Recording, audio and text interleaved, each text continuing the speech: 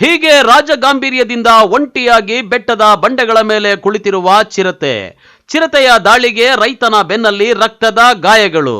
ಆಕ್ರೋಶಗೊಂಡ ಗ್ರಾಮಸ್ಥರು ದೊಣ್ಣೆ, ಕೊಡಲಿ, ಮಚ್ಚು ಹಿಡಿದು ಚಿರತೆಯನ್ನ ಹಿಡಿದು ಒತ್ತೊಯ್ಯುತ್ತಿರುವುದು. ಈ ಎಲ್ಲ ದೃಶ್ಯಗಳು ಕಂಡುಬಂದಿದ್ದು ಚಿಕ್ಕಬಳ್ಳಾಪುರ ಜಿಲ್ಲೆಯ ಗುಡಿಬಂಡೆ ತಾಲೂಕಿನ ಕೆರೆಹಳ್ಳಿ ಗ್ರಾಮದಲ್ಲಿ.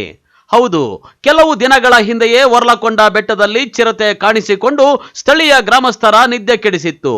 ಇದಾದ ಬಳಿಕ ಅರಣ್ಯ ಇಲಾಖೆಯ ಅಧಿಕಾರಿಗಳು ಚಿರತೆ ಹಿಡಿಯಲು ಬೆಟ್ಟದ ಸುತ್ತಮುತ್ತಲೂ ಬೋನನ್ನ ಇಟ್ಟಿದ್ದರು. ಆದರೆ ಚಿರತೆ ಮಾತ್ರ ಚಾಣಾಕ್ಷತನದಿಂದ ಬೋನಿಗೆ ಬೀಳದೆ ಗ್ರಾಮಸ್ಥರ ನಿದ್ದೆ ಕೆಡಿಸಿತ್ತು. ಇನ್ನು ಕೆರೆಹಳ್ಳಿ ಗ್ರಾಮದ ರಾಮಕೃಷ್ಣಪ್ಪ ಎಂಬ ರೈತ ಬೆಟ್ಟದ ಪಕ್ಕದಲ್ಲಿರುವ ಜಮೀನಿನಲ್ಲಿ ಒಬ್ಬರೇ ಹಸು ಮೇಯಿಸಲು ಹೋಗಿದ್ದಾರೆ. ಇದೇ ವೇಳೆ ಆಹಾರಕ್ಕಾಗಿ ಹೊಂಚು ಹಾಕಿ ಕೂತಿದ್ದ ಚಿರತೆ ರೈತ ರಾಮಕೃಷ್ಣಪ್ಪನ ಮೇಲೆ ದಾಳಿ ಮಾಡಿದೆ. ಇನ್ನು ಧೈರ್ಯಶಾಲಿಯಾಗಿದ್ದ ರಾಮಕೃಷ್ಣಪ್ಪ ಪ್ರಾಣಾಪಾಯವನ್ನು ಲೆಕ್ಕಿಸದೆ ಚಿರತೆಗೆ ಮುಖಾಮುಖಿಯಾಗಿ ಎದುರಿಸಿ ಹೋರಾಡಿ ಓಡಿಸಿದ್ದಾರೆ. ಆದರೆ ರಾಮಕೃಷ್ಣಪ್ಪಗೆ ಮಾತ್ರ ಮೈ ಮೇಲೆ ಗಾಯಗಳಾಗಿದ್ದು ಆಸ್ಪತ್ರೆಯಲ್ಲಿ ಚಿಕಿತ್ಸೆ ಪಡೆಯುತ್ತಿದ್ದಾರೆ.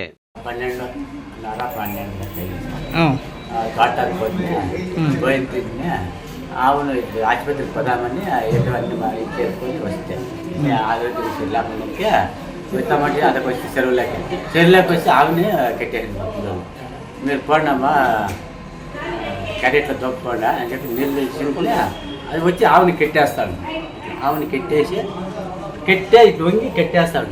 కట్టేసి ఇట్లా వెనక్కి తిరిగితే వచ్చేసాడు. అక్కడి నుంచి వచ్చిన చెట్లు వస్తే నేను చేసి తప్పించుకోండి, ఒక్కిత తప్పించుకోండి. తిరిగా ఒక్కిత నాకు ముందు వస్తే నేను రెండో కితలో తప్పించుకోండి. మూడో కిత రోజు మనిషికి ఆయాసం అనేది రోజు పుట్టినాక కస వచ్చేసి నూకేసిద్దాన్ని. నూకుతానే తిరిగి వచ్చేసి తలకాయ పక్కనే పెట్టి ఈతావ వేసా గోర్లని నోరు చిక్కినీళ్ళని చేయకాలే దాని నోరు చిక్కిన అంత తెలిసి కిల్లుకొని ఆయన కొడుకు వచ్చాను. వచ్చేవాడికి ఆ చెట్లోకి వెళ్ళిపో వంగుతోళ్ళు ఆడే ఉన్నారు జనాలంతా. వంగుతోళ్ళు ఇడిచిందిలే దాన్ని, ఇడిచింది. మా కుక్కలు వచ్చేసి అప్పటికి అంత చెట్లు వంగుతోళ్ళు ఆడేది. అంత సాయాబులు అంతా వచ్చింది. వాళ్ళని అనిపించింది ఆసుపత్రికి పోయిన పోవాలి. నేను వస్తానే ఉండి ఆసుపత్రి ఇంగ్లీష్లో వేయించుకోవట్లేదు.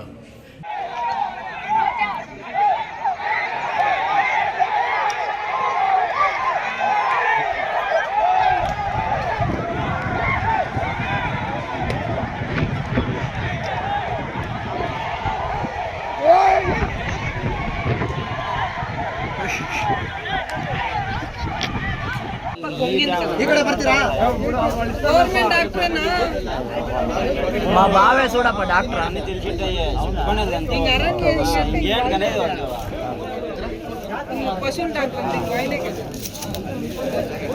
ముందు రా కొనుక్కొని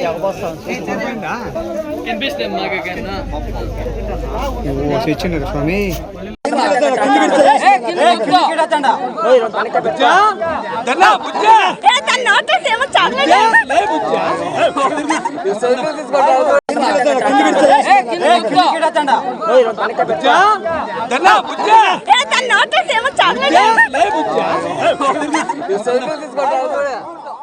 ಅಂದ ಹಾಗೆ ವರ್ಲಕೊಂಡ ಬೆಟ್ಟದಲ್ಲಿ ಚಿರತೆ ಜೊತೆ 2 ಮರಿ ಚಿರತೆಗಳು ಸಹ ಇದ್ದು ಆಹಾರ ಹುಡುಕುತ್ತಾ ಚಿರತೆ ಜನವಸತಿ ಪ್ರದೇಶಗಳತ್ತ ಬಂದಿದೆ.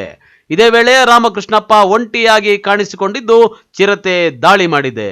ರೈತ ರಾಮಕೃಷ್ಣಪ್ಪ ಚಿರತೆಯನ್ನ ಎದುರಿಸಿ ಓಡಿಸಿ ಊರಿನ ಗ್ರಾಮಸ್ಥರನ್ನೆಲ್ಲ ಕರೆಸಿಕೊಂಡು ಚಿರತೆಯನ್ನ ಹಿಡಿಯಲು ದೊಣ್ಣೆ, ಮಚ್ಚು, ಕೊಡಲಿ ಹಿಡಿದು ನಿಂತಿದ್ರು.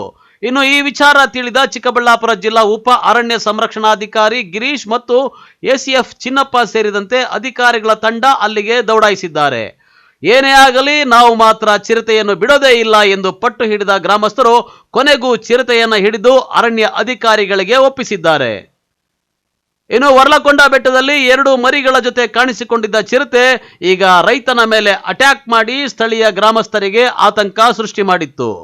ಆದರೆ ಗ್ರಾಮಸ್ಥರೇ ಚಿರತೆಯನ್ನ ಹಿಡಿದು ಅರಣ್ಯ ಇಲಾಖೆಗೆ ಒಪ್ಪಿಸಿದ್ದು ಗ್ರಾಮಸ್ಥರು ನಿಟ್ಟಿಸಿರು ಬಿಟ್ಟಂತಾಗಿದೆ.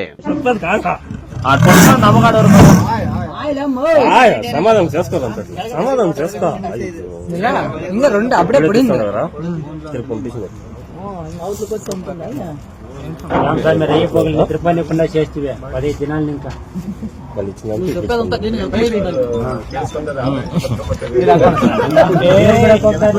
ಭಯ ಆಗುತ್ತೆ ನೀರು ಮೇಲೆ ಅಲ್ಲ ಸರ್ ಪೈಪ್ ಪೈಪ್ ಕೊಟ್ಬಿಡಿ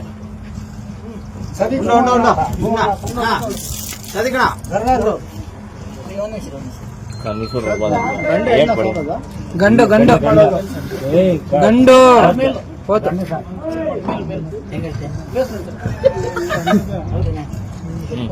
అదే